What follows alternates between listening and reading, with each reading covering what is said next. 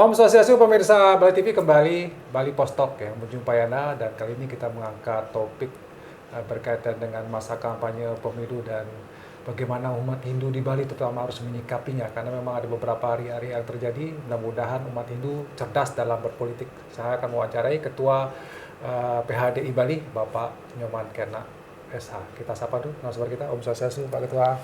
Om Swastiastu Pak Winata. Gimana kabar, sehat ya Pak? Ya sehat Sungkara. Masa-masa sekarang ini kan sudah mulai kampanye, nanti 2024 Februari kita akan melakukan pencoblosan. Tentu masa-masa kampanye, masa-masa perpolitik sekarang ini agak sedikit ya perlu diwaspadai lah.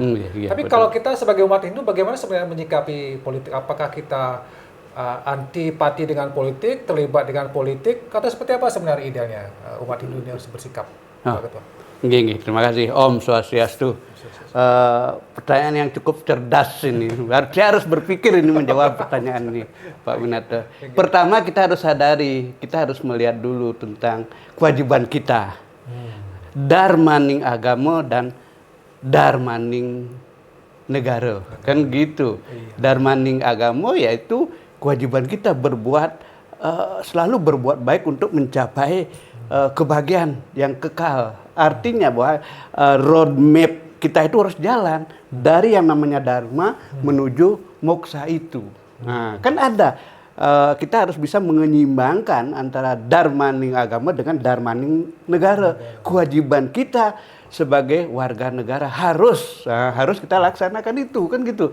Nggak boleh, apalagi sekarang di tahun politik ini yang hingar-bingar kampanye sudah dilakukan dari tanggal 18 November kemarin kalau nggak salah sampai 10 Februari nanti kan, masa tenangnya hanya 4 hari kan gitu ya. Kita harus bisa melihat kewajiban kita sebagai dharmaning agama. Udah berang itu dasarnya adalah dharmaning negara, dasarnya adalah dharmaning agama, kan gitu. Kita harus melaksanakan kewajiban. Gak boleh seorang warga negara itu mengabaikan kewajibannya. Diamanatkan oleh konstituen bahwa kita harus memilih, kita harus tentukan pemimpin kita di masa depan ini. Kalau enggak kita yang memilih, siapa lagi? Kan gitu. Tapi dalam konsep Hindu kita harus segala sesuatu untuk keamanan jagat ini, konsepnya diatur dalam Atharva Weda 12, yaitu Satya Bradharta Pugram Diksa Tapa Brahma Yanya Pratiwi Darayanti. Artinya segala sesuatu yang kita lakukan untuk keseimbangan alam ini harus acuannya adalah aturan kebenaran itu sendiri sesuai dengan perkembangan zaman. Sekarang di saat pemilu, undang-undang kepemiluan itu yang harus kita terapkan, kan itu sesuai dengan PKPU undang-undang 17 tahun nomor 7 tahun 2017 kan gitu. Itu diatur ya, udah diatur itu semuanya.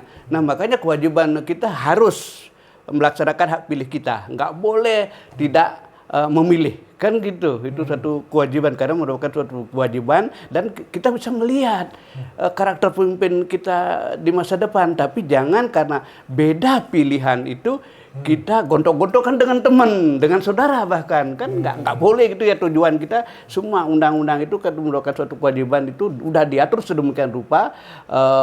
Pelaksanaannya itu sama, kita mengharapkan satu hati dengan sesama warga negara, sesama umat dan satu tujuan. Artinya walaupun nantinya di dalam pelaksanaan itu kan beda pilihan, cuman itu tindakan itu aja, tindakannya mungkin sama, tidak akan memprovokasi, kan gitu ya. Yang diatur sam gajah duam sam wana duam samwa manansi janatam dewa bagai tapurwo sam janana upasate. Nah, itulah sudah diatur sedemikian rupa oleh sastra. Dalam agama sudah diatur tentang kewajiban sebagai seorang warga negara, demikian. Sebagai warga negara berarti harus mutlak itu berpolitik itu boleh, bahkan boleh, ada kewajiban itu nggak boleh enggak. Karena itu bagian dari memilih pemimpin. Iya, pemimpin kita, tapi kita harus bisa memilih pemimpin mana itu kan. Di dalam Itihasa Ramayana jelas sekali disebutkan itu bahwa Astadasa Brata itulah acuan pemimpin yang harus kita lihat. Di samping itu ada beberapa yang disebut dengan Panca Upaya Sandi, Catur Naya Sandi, kan itu karakter pemimpin. Kita bisa melihat, oh si A pemimpinnya gini karakternya. Kita harus juga bisa menilai, itu harus kita pilih kan gitu. Tapi jangan memprovokasi teman biar nggak memilih dalam artian bahwa ada salah satu mungkin yang mempromosikan berkampanye untuk golput gitu kan udah salah, itu udah nggak sesuai dengan kebenaran, itu perlu diwaspadai, nggak boleh kita semua umat itu punya kewajiban, pokoknya harus memilih, nggak boleh sakit pun itu kan termasuk pendeta yang sudah terdaftar sebagai warga negara itu harus melaksanakan kewajiban memilih gitu. Kewajiban memilih, tapi memilih pemimpin yang berdasarkan atas hati nurani, jangan sampai dipaksakan, nggak boleh. Gitu. Apalagi JP, jangan sampai kemudian agama ini atau organisasi yang berbasis agama ini dijadikan kendaraan politik. Iya benar-benar. Oh, PHD netral ya? Oh ya harus itu netral, tapi harus menggunakan hak pilihnya. Pokoknya kita menghimbau ke masyarakat itu jangan sampai golput, harus menggunakan hak pilihnya. Tapi lembaga ini netral, kemanapun dia ataupun siapapun calon-calon pemimpinnya. Pemimpin yang mana, tapi pemimpin yang terbaik lah yang dipilih. Iya gitu ya. harus. Dan kriteria pemimpin yang mungkin memiliki kepedulian terhadap keumatan, ini perlu juga menjadi catatan bagi. Iya mungkin. Konteks Bali misalnya yang memiliki kepedulian dengan Bali gitu misalnya, gimana Pak Ketua? Perlu nggak kita mendasarkan penilaian pada pemimpin seperti itu? Iya, itulah salah satu kriteria seorang pemimpin tadi yang sebutkan, yaitu Astabrato itu kan pemimpin itu dia harus memberikan sesuatu di saat rakyat membutuhkan. Nah, mungkin pedana-dana kalau bantuan itu kan mutlak itu beratan ide betara kuira salah satunya yang harus diterapkan. Di saat membutuhkan sekolah gitu banyak kan itu. Dan bisa mengayomi semuanya dan bisa marah kalau melihat rakyatnya yang memprovokasi. Itu Agni Brato itu atau Bayu Brato kan, Bayu Brato itu ada di mana-mana, di ruang sekecil apapun beliau ada di sana dan bisa melihat dari kebutuhan rakyat itu sendiri. Gitu. Tapi ada semacam perkembangan terakhir yang kita lihat juga bagaimana fenomena ya tempat-tempat ibadah umat Hindu, pura gitu ya misalnya, yang digunakan untuk kampanye. Nah gimana sebenarnya PHDI melihat fenomena seperti ini Pak Ketua? Ya kembali kita kembalikan kepada pengumpulan pura itu sendiri. Tapi di dalam PKPU udah diatur, saya pun sudah sering komunikasi dengan KPU, Bawaslu kan gitu, dan diatur oleh itu PKPU nomor 7 tahun 2017 itu bahwa nggak boleh kampanye di tempat ibadah, di tempat umum, di tempat ibadah, di rumah sakit, di fasilitas kesehatan itu nggak boleh. Kan itu udah diatur sedemikian rupa. Nah, gimana kita menerapkan kalau Bali, ya kalau kita di PHD kan udah barang tentu kita concern di pura kan gitu. Pura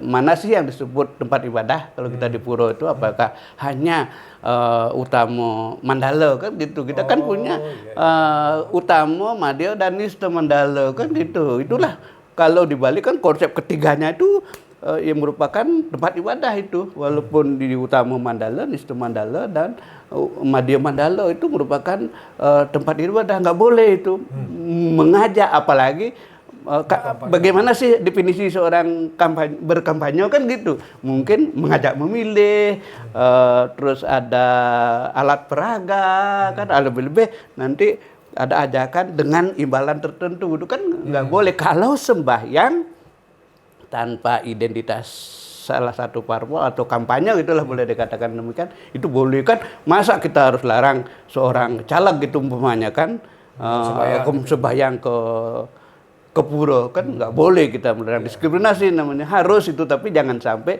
berkampanye di pura. Karena kalau kita di lembaga yang sangat terhormat ini, yang sangat mulia ini kan udah barang tentu memberikan acuan ke umat itu berdasarkan yang disebut dengan Trismayo itu, Atika, Watamana dan Atika, Wadeto dan Watamano. Kan itu konsep-konsep yang dari dulu itu udah selalu kita dengung-dengungkan. Yang dulu udah baik, kan dulu udah dari dulu udah larangan untuk kampanye di pura karena efeknya itu bagus sekali. Kita melihat oh itu udah bagus, perlu diterapkan. Sekarang diajak komunikasi konsultasi tentang itu oleh aparat dalam hal ini Bawaslu ataupun KPU, ya kita tetap itu acuan kita. Walaupun ada tambahan sedikit kita kurangi, kalaupun dia yang jelek makanya negatonya untuk masa depannya jelek, ya itu kita nggak pakai, kita cross kan gitu. Kalau udah yang baik ya harus ya kita terapkan gitu aja kan. Tapi intinya jangan sampai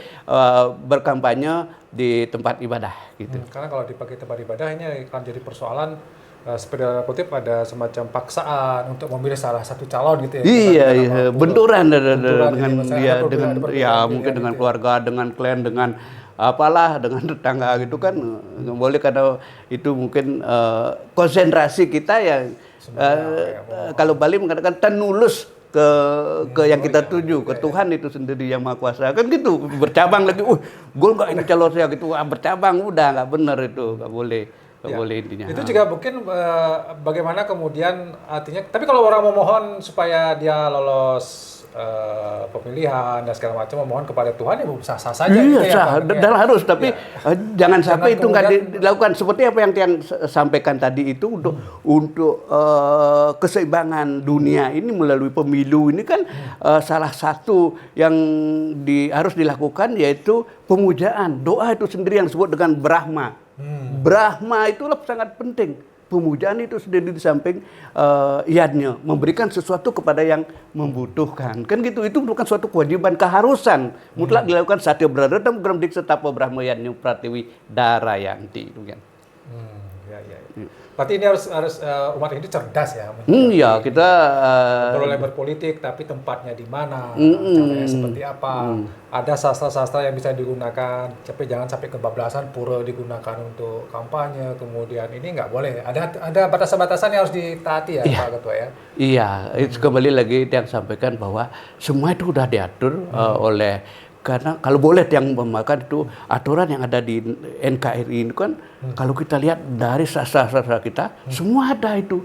Itulah pinternya, cerdasnya pendahulu-pendahulu kita. Coba bayangin itu undang-undang yang belum diatur itu pun sudah ada di sastra kita. Contohnya yang tadi yang disebutkan Atharva Weda itu harus mengikuti perkembangan zaman kan, sesuai dengan undang-undang itu sendiri sudah diatur di dalam Atharva Weda. Itulah yang harus kita terapkan. Intinya untuk berbuat suatu kebaikan untuk kita semua. Okay. Baik Pak Ketua, di ujung akhir Bali Post Talk ini saya berikan kesempatan untuk closing statement, harapan kepada umat Hindu di Bali dalam menyikapi kondisi politik kita. Nggih, terima kasih Pak Winata, umat Sedharma yang berbahagia.